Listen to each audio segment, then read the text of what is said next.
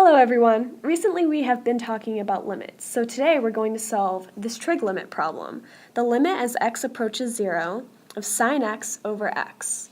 Before we jump into solving this problem, let's review our trig functions, the unit circle, and recall what a limit is. Let's look at some trig functions to begin our lesson. For our problem that we'll be going over today, we'll be using sine, cosine, and tangent, so let's remember what those are. When dealing with right triangles, our sine function of an angle describes the ratio of the length of the opposite side to the length of the hypotenuse,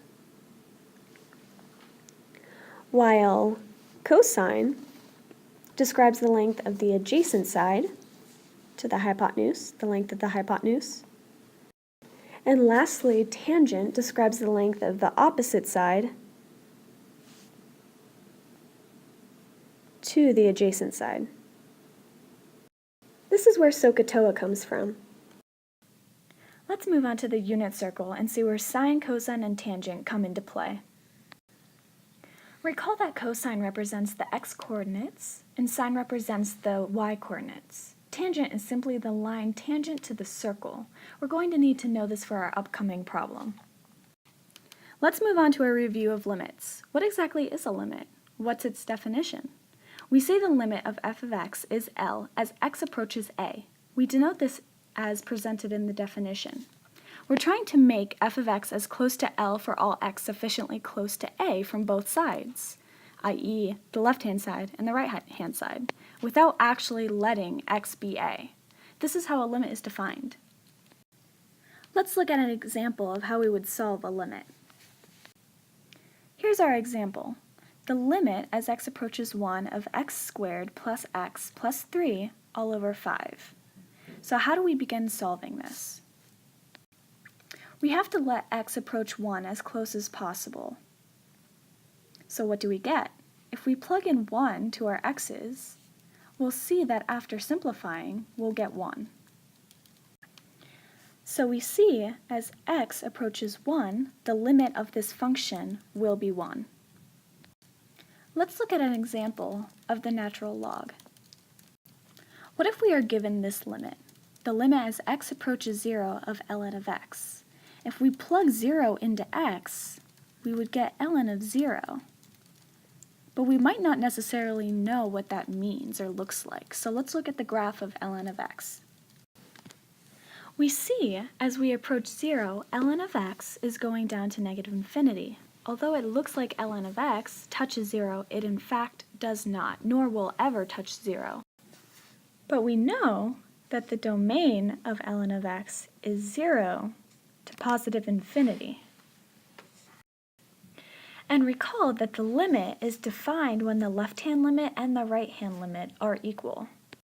We see that we're approaching 0 from the right when we look at this graph. Taking the limit from the left of 0 doesn't make sense since the domain of ln of x is only greater than 0. We can't approach from the left if ln of x isn't defined on the left of 0. This tells us that the limit of ln of x as x approaches 0 from the left doesn't exist. While if we approach ln of x from the right, it equals negative infinity, which tells us that the limit of ln of x as x approaches 0 doesn't exist. And we know that because the limit from the left does not equal the limit from the right. Since we reviewed trig functions, the unit circle, and what limits are and some examples, I think we're ready to move on to our trig limit problem. Our problem is the limit of sine x over x as x approaches 0 equals 1, and we want to be able to show that this limit is indeed 1. So how do we begin showing this? I like to start by gathering all the information we know first. So let's go ahead and look at the unit circle. I want to make note that there are many ways to solve this problem. such as using L'Hopital's rule or using the epsilon delta method, but for this demonstration, we're going to focus on the problem in a more trigonometric and graphical way. So what do we know about the unit circle? Let x be the angle. We know the radius is 1, and that the green line, sine, is our y-axis, and the purple line is our tangent line. We know the area of a triangle, right? We're going to use all of this to begin our proof. Let's go ahead and calculate the area of the blue triangle. We know our base is going to be 1 because that's the radius, and we know that our height is sine of x from our previous diagram. Therefore, we know that the area is just going to be sine x over 2. Next, let's take a look at the red wedge.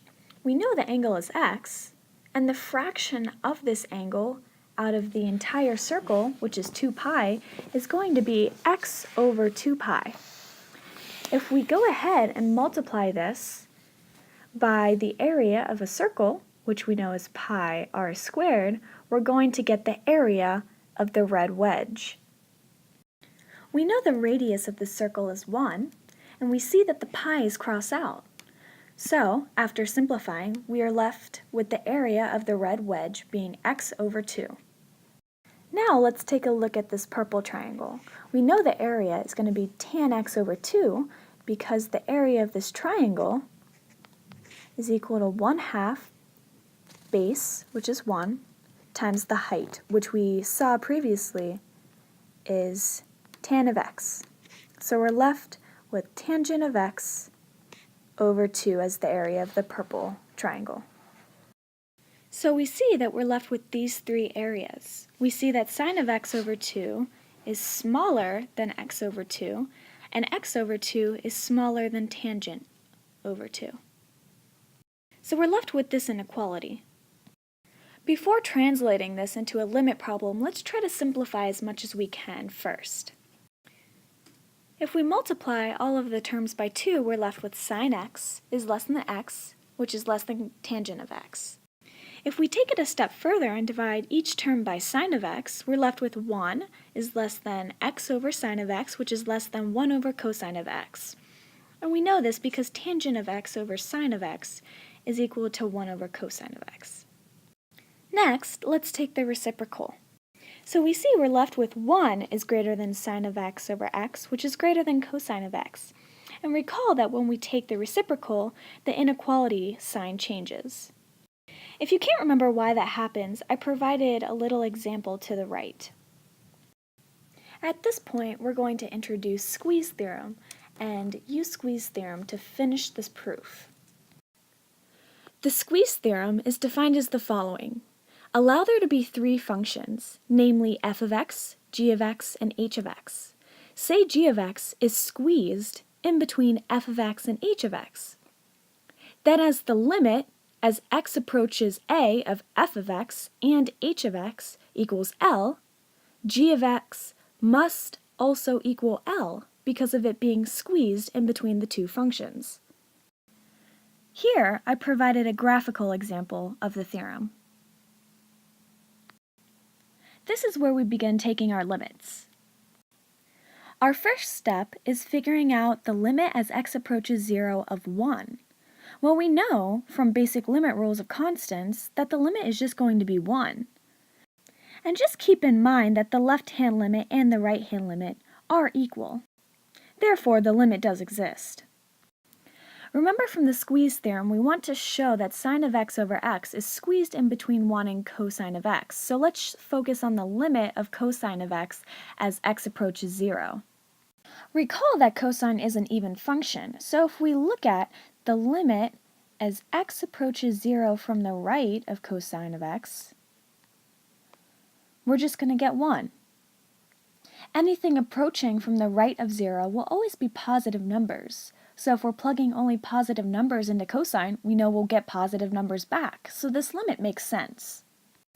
But now what about the limit as x approaches 0 from the left of cosine of x? Our limit is just going to be 1. On the left of 0 are all negative numbers, so why isn't our output negative? Well, it's because cosine is an even function. Since we see that the right-hand limit and the left-hand limit are equal to 1, we now know that the limit of x approaching 0 of cosine of x is indeed 1. Since we've concluded that the limit of 1 as x approaches 0 is 1, and that the limit of cosine of x as x approaches 0 is 1, by squeeze theorem, the limit of sine of x over x as x approaches 0 must be 1. So you see that we proved this limit to be true. We can see this graphically if you're still not convinced that the limit of sine of x over x as x goes to 0 is 1. In GeoGebra, I graphed y equals 1, y equals cosine of x, and y equals sine x over x. We can see that sine of x over x is squeezed in between 1 and cosine. Therefore, the limit of sine x over x is 1. Let me now challenge you to solve a different trig limit problem.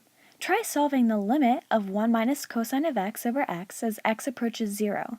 See what you can do to prove that the limit is 0. I've provided a hint to help you get started. Thank you for watching, guys, and good luck.